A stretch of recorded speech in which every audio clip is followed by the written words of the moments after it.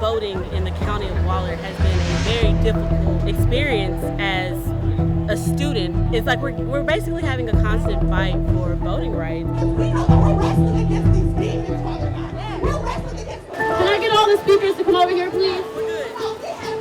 Keep moving.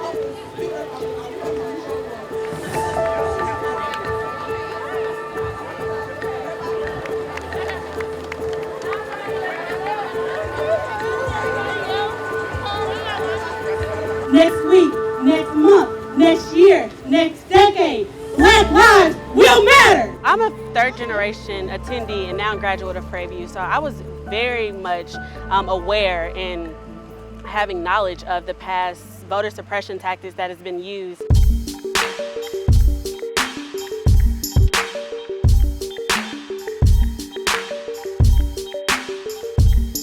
It first started off with attention to having the wrong address here at the university and how basically we were being threatened with throwing out voter registration cards because of the wrong address given to us that was actually given to us by the county. And then we were forced again to deal with having less days and less hours for early voting on our campus. You first turn 18 and you're like really excited to vote, and then you get registered, you have everything ready, and then you get to like the place you need to turn it in and they're like, oh sorry, you can't vote.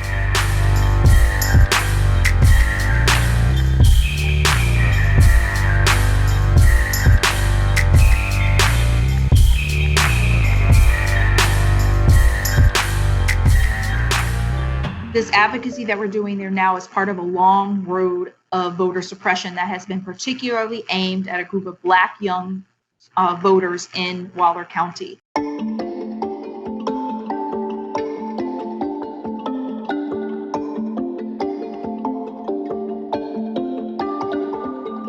Ever since that decision in the 70s, decade after decade, the officials in that county have still tried to limit the ability of those Black student voters from being able to participate. They have brought criminal charges against students who have tried to run for city council positions. They have challenged the voter qualifications of students. They have most recently tried to limit the ability to access early voting because of their realities, their socioeconomic realities. They have less access to transportation than white older voters in the county.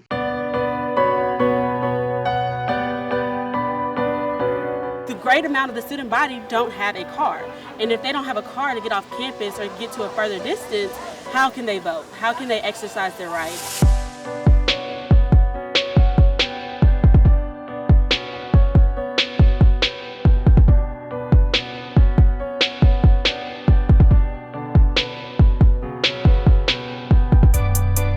In the 2018 election, parts of the county with older white voters had up to 10 days of early voting over the course of 2 weeks. Prairie View officials denied them any early voting during the first of 2 weeks of early voting, and then they limited on-campus early voting until 3 days during the second week, treating them differently in terms of providing a resource that they provide to other voters. That is a form of discrimination.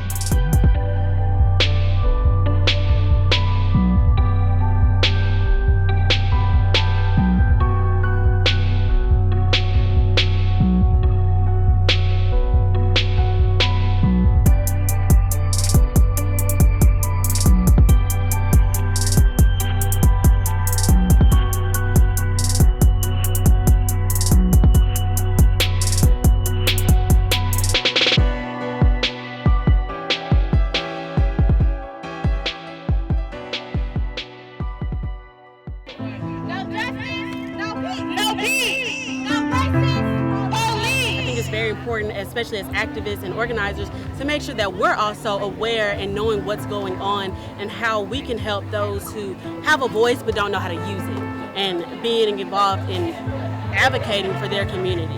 I would love to see it happen. I would love to see just people who are, I guess, like us, just keep putting the pressure on those in power to make sure that, like, we understand what you're doing, we're not dumb, we're not stupid, and we're going to keep fighting until we get change that we want to see.